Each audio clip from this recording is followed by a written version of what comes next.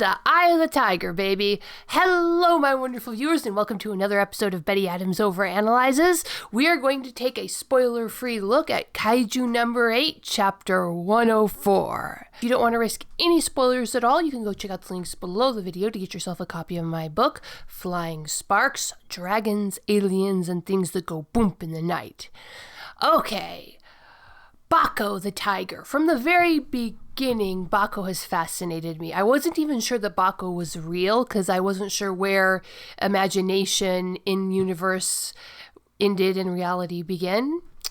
But as the time has passed, I've gotten more and more fascinated by him. Is he a tiger? Is he a Lyger? Is he a Kaiju? Is he an animal?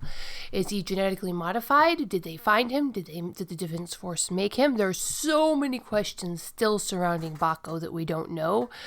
But one thing that really struck home to me this chapter is that I genuinely do think that Matsumoto is a fan of Calvin and Hobbes. If you look at Veoh's behavior over the entire course of the series and put it together with what we learn in this chapter, there's this sense of confidence, loyalty, and smugness that just really feels muted compared to other fictional tigers. It's just very Hobbesian. So I think Matsumoto might be a fan of Bill Watterson. And one thing about Matsumoto is that in general, as a reader, you can trust what you can read into what he writes. What I mean is, when you see something again and again and again, you know it's probably a major plot point, and it's not just...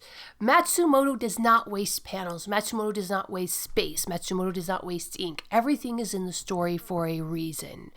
We see Kafka way back in chapter somewhere 11 through 19 when they go on that first mission to take out the fungal kaiju. And they rock up and they've got all the little fungal kaiju running around and they're taking them out one at a time. They're reasonably powerful mid-sized kaiju. And then Mina just blasts the big mama kaiju.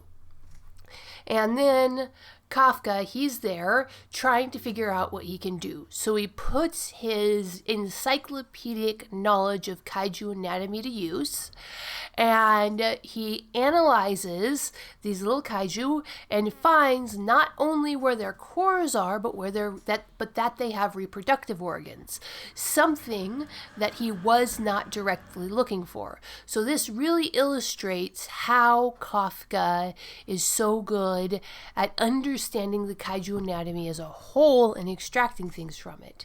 Then we see him analyzing Kaiju number 9 during the fight to protect Reno and finding his core. So we see that Kafka has this ability to analyze, to look for things, and not just the cores. When Kafka was fighting the ant kaiju back in chapter, 64? Kafka goes after the ant kaiju, and with kaiju number 9 fused to the top, and he's looking for kaiju number 9's core. And he attacks, powers right through, and Kafka displays this attack style. He does not linger. He's not like, that is one thing that he's missing from the classic shonen protagonist, or antagonist trope really. Kafka doesn't waste energy any more than Matsumoto wastes ink. Kafka, when faced with Kaiju number 9, and Kaiju number 9's up there blustering and monologuing on top of his ant kaiju steed, Matsumoto has Kafka take advantage of the villain monologue, which is, it's both subverting a classic trope and a classic trope in itself. The villain starts to monologue and the hero just goes, pow! Oh, was I supposed to wait to listen to that nonsense? And in that attack, Kafka goes up and just punches through the ant kaiju, comes out with a core in his hand, and he analyzes it, realizes that it is not Kaiju number 8's core, and then Kafka takes the time to destroy the ant's core afterwards. Looking back, analyzing that in retrospect, what that means was Kafka analyzed the body of both Kaiju number 8 and the ant. Kafka analyzed Kaiju number 9's body and the ant Kaiju's body. And Kaiju number 8 comes barreling in without pause, without hesitation, without waiting for Kaiju number 9 to finish his villain monologue, and meticulously extracts the core whole. Kafka did this so he could make sure it was Kaiju number 9's core, something that was important because it wasn't Kaiju number 9's core. But that means that Kafka took the time not to just blast what he assumed was the core and leave no evidence, but to extract the core from the Kaiju whole and undamaged enough to the point that it would have been a threat if he left it intact, which is why he destroyed it afterwards. So we see this a skill that is analytical. It shows Kafka's virtues. He's very clever, he's very wise, and he's very, meticulous, diligent. He took the time to extract something from an appendage of Kaiju number 9. And so we have this, Kafka's ability to hyperanalyze a situation, Kafka's determination, his lack of nonsense that causes him to just blast in and take care of the problem, and his proven ability to go into a Kaiju and delicately extract something as interconnected as the Kaiju's very core without destroying it, leaving it intact enough that it is still a functional core when he is done. We see that skill with the fungal Kaiju, we see that skill with the ant Kaiju, and I promise no spoilers this time. So one thing that Matsumoto is very skilled at many things. Matsumoto is skilled at the art, Matsumoto is skilled at overall world building, and Matsumoto is very skilled at using the elements that he puts into chapters, dozens of chapters ahead of a major story arc, so that when the big reveal comes, when we turn that page and we are shocked, surprised by what we see on the last page, looking back, it all makes perfect sense. Yes, this character has been visibly developing these skills right in front of our very noses this entire time. Yes, this character has demonstrated this ability. Yes, this character has demonstrated this tendency. I can only aspire to integrate that much. It's not even foreshadowing. It's just really, really good storytelling into my written works. And it's going to be really hard to say anything else without going into major spoilers here. There is one more element that I think I can discuss without giving any spoilers. Why is Kaiju number 9 suddenly so powerful? As we lead up to this chapter, we see that Kaiju number 9 grows by absorbing other beings. And to absorb a being successfully, Kaiju number 9 has to be more powerful than it. It's like those video games where you go and you eat things, and as you get more powerful, you're able to eat bigger things. What is that, Kirby? But so there's a very good question that someone asked on Reddit. Why suddenly does Kaiju number 9 have the power to take over Japan? Well, because that's just how the real world works. Matsumoto integrates natural science into every element of the story. From the physics, where Matsumoto depicts the blowback, the laws of thermodynamics. For every opposite, there's an equal and opposite. For every action, there's an equal and opposite reaction. A practical way for Kaiju number 9 to obtain mind control using the fungal spores, where every single drawing of the fungal spores in action, you can go look at actual fungal spores in the world and see them.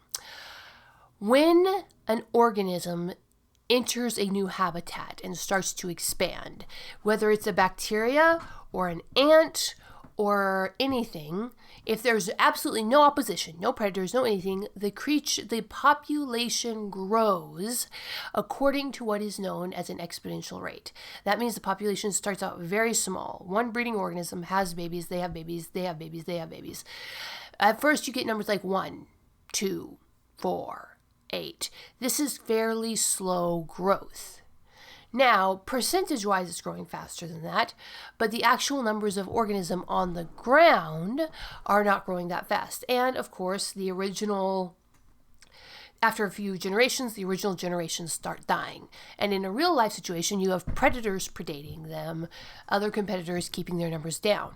So when a population is growing, it grows very, very slowly at first, and then it starts to pick up, and then it grows a lot faster.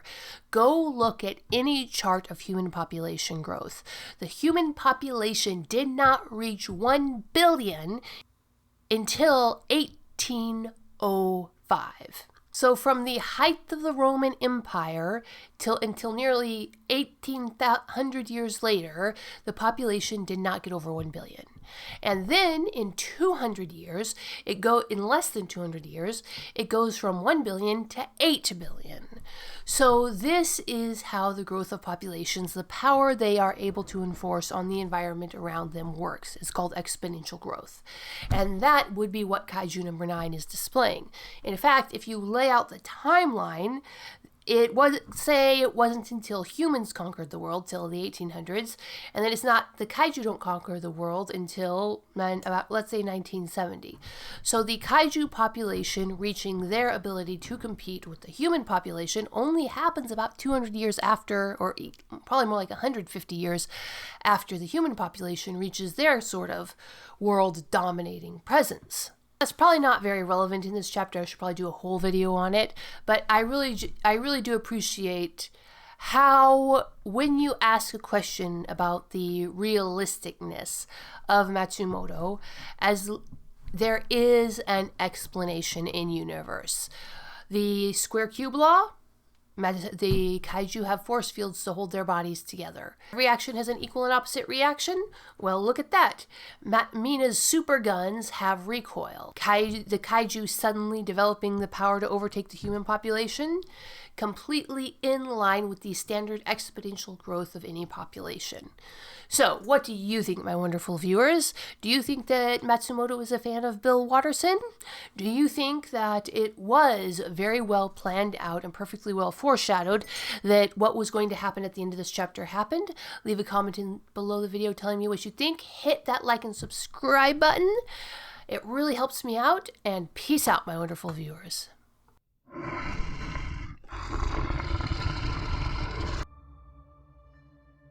Drake McCarty's leg was shattered, deep in the wilderness. As the flash flood closed over him, something alien pulled him from the waters. A military base that shouldn't exist. An ancient warrior with secrets of his own. Drake returns to his family with a whole leg and the burden of a secret he doesn't understand.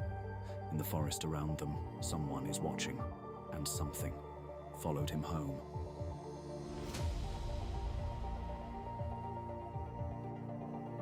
Flying Sparks. 90,000 words of science fantasy adventure. The first novel in the Dying Embers universe is now available on Amazon, Barnes & Noble, Kobo by Rakuten, Google Play Books, and from the author as a signed copy. Get your copy now and step into a world where dragons walk the forest, aliens lurk on the mountain, and things go boomp in the night.